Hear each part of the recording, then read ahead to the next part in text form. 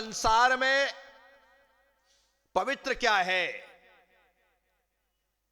तो समाधान किया, जिसका मन शुद्ध है वह पवित्र है।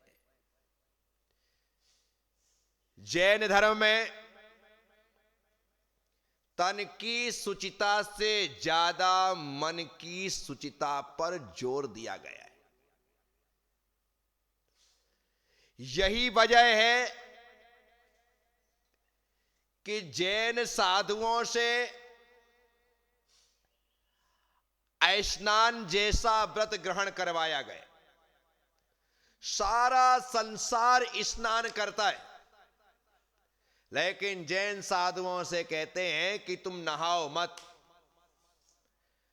जितना समय स्नान में गवाओगे उतने समय ध्यान में बैठ करके मन को शुद्ध करो, मन को पवित्र करो। ये तन को धोने से कुछ नहीं होगा, मन को धोने का पुरुषार्थ करो, प्रयास करो। मन पवित्र हो जाएगा तो तन अपने आप ही पवित्र हो जाएगा। इसलिए मन की शुचिता आवश्यक है। आप जब आहार देने आते हैं, सोले के वस्त्र पहन करके आते, लेकिन सबसे पहले मन शुद्धि बोलते। मन शुद्धि, वचन शुद्धि के बिना तुम्हारे कपड़े कितने भी शुद्ध हों, वो शुद्ध नहीं हो सकते। पहले मन की शुद्धि आवश्यक है। अर्थात आप जो आहार दान के लिए या अभिषेक के लिए आए,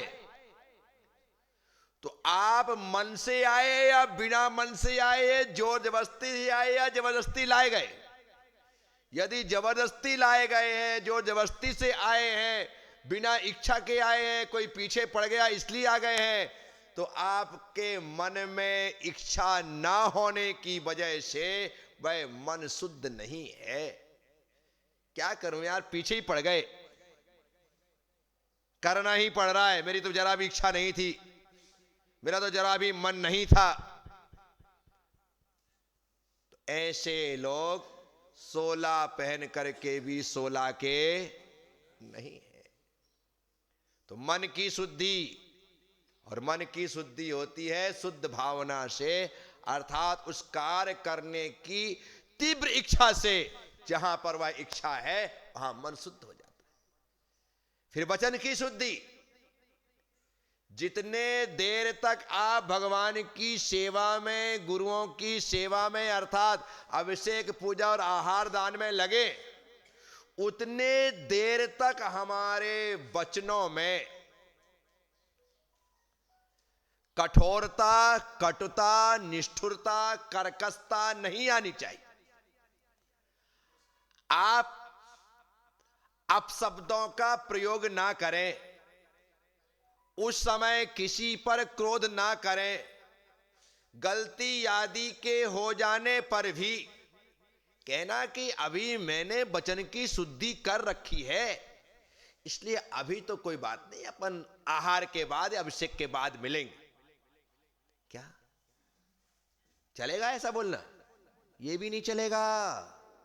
आपने ऐसा बोल करके अपने मन की असुचिता को दिखा दिया है कि बेटा अभी तो रुक जा, बाद में बताता हूं। नहीं, मन को, वचन को शुद्ध रखो,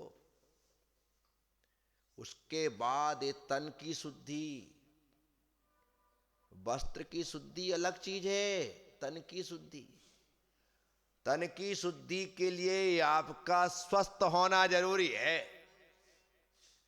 आप स्वस्थ नहीं हैं तो आप कितने भी धुले हुए कपड़े पहन लो, आप सोले के नहीं हो सकते। तो इसलिए मन शुद्धि, वचन शुद्धि, काय शुद्धि कहा है, वस्त्र शुद्धि नहीं कहा। क्या? मन वचन काय की शुद्धि का है। तो मन वचन काय कैसे शुद्ध हो रहे? समझ में आया? मन में देने की भावना, मन में करने की तीव्र भावना मन को शुद्ध करती है। वचनों में एकदम नरमी हो या एकदम हमारा मौन हो, मौन पूर्वक हम उतने देर क्या मतलब वचनों का उपयोग करें। तन की शुद्धि, शरीर स्नान से शुद्ध हो। नहाने के बाद क्रीम पाउडर तेल लगा लेने से शरीर अशुद्ध हो जाता है। क्या हो जाता है? अशुद्ध हो जाता है। इसी कारण से पहले के समय में घर से स्नान करके मंदिर जाने वाले लोग मंदिर जाकर के मंदिर में फिर से स्नान करके धोती दुपट्टा पहनते थे। आज भी बहुत स्थानों पर होता है, पर बहुत स्थानों पर धीरे धीरे प्रक्रिया बंद हो गई, क्योंकि मंदिरों में इतनी जगह नहीं रही, तो लोग घर से ही धोती दुपट्टा पहन करके गाड़ियों में आ जाते हैं, चप्पल पहन करके आ जाते हैं। ऐसी स्थिति बन रही। हमें यह ध्यान रखना है कि तन पूरी तरह से शुद्ध हो, और वह तन स्नान पूर्वक शुद्ध होता है। फिर स्नान करने के पश्चात धुले हुए वस्त्रों को आप धारण करो। पर जो धुले हुए वस्त्र हो वे एकदम साफ सुथरे हों, मैले कुचेले ना, कटे फटे ना हो, मैले ना हो, कटे ना हो, फटे ना हो। इसके साथ साथ ये भी कहा कि वो वस्त्र सिले ना हो। क्या? सिले ना हो। सिला हुआ वस्त्र अखंड नहीं होता। सिला हुआ वस्त्र अखंड। इसलिए आपकी ड्रेस को अखंड नहीं कहते। माता जी की जो एक साड़ी ना, ये अखंड वस्त्र ही कहलाता है। क्या कहलाता है? अखंड वस्त्र ही कहलाता है। आप धोती दुपट्टा पहनते हो सीधे गठान लगा करके, वो अखंड वस्त्र है। लेकिन सिली हुई धोती पहनते हो, वो सिली हुई धोती आपने पैजामे की तरह खिसकाई, नाड़ा बांधा, चलो भाई, वो अखंड नहीं कहलाए। तो सिला हुआ वस्त्र नहीं चल रहा है, अखंड वस्त्र चाहिए। कटा फटा ना हो ऐसा वस्त्र चाहिए, और मैला कुचेला ना हो ऐसा। आपको खुद को अच्छी फीलिंग आए कपड़े पहनने में। कई लोग ऐसे धोती दुपट्टा पहन करके आ जाते हैं, उनकी इच्छा विचारों की आहार देने की, लेकिन मंदिरों के कपड़ों की दशा इतनी खराब हो चुकी है कि क्या करें। तो इसीलिए जब घर से चलो तो अपने 4 जोड़ी पैंट शर्ट कुर्ता पैजामा नाइट ड्रेस रखने के पहले एक जोड़ी धोती दुपट्टा रख लिया करो, कि जहां भी जाएंगे अपने कपड़े धो करके डालेंगे, खुद के वस्त्र पहनेंगे। खुद के पहनने का मजा ही कुछ अलग है।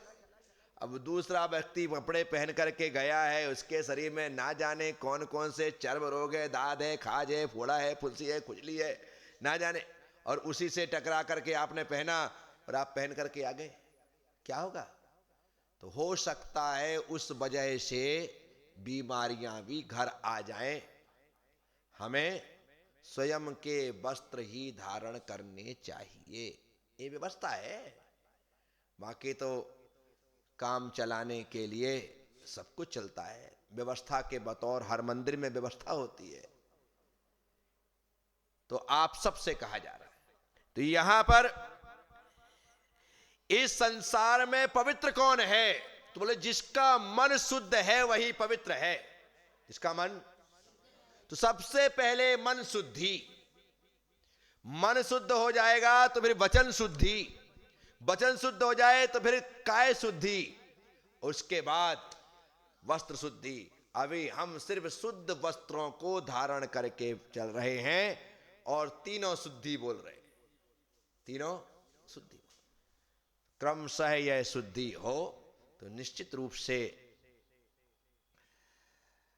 हम उस शुद्धि के माध्यम से विशुद्धि को प्राप्त कर सकते हैं, और उस विशुद्धि के माध्यम से सिद्धि को प्राप्त कर सकते हैं। तो सिद्धि को प्राप्त करना है, अर्थात सिद्धत्व को प्राप्त करना है, तो मन वचन काय की शुद्धि, परिणामों में विशुद्धि, इसका होना बहुत जरूरी है। जो इस प्रकार से जीवन जिएगा निश्चित तौर पर धर्म का फल उससे मिलेगा।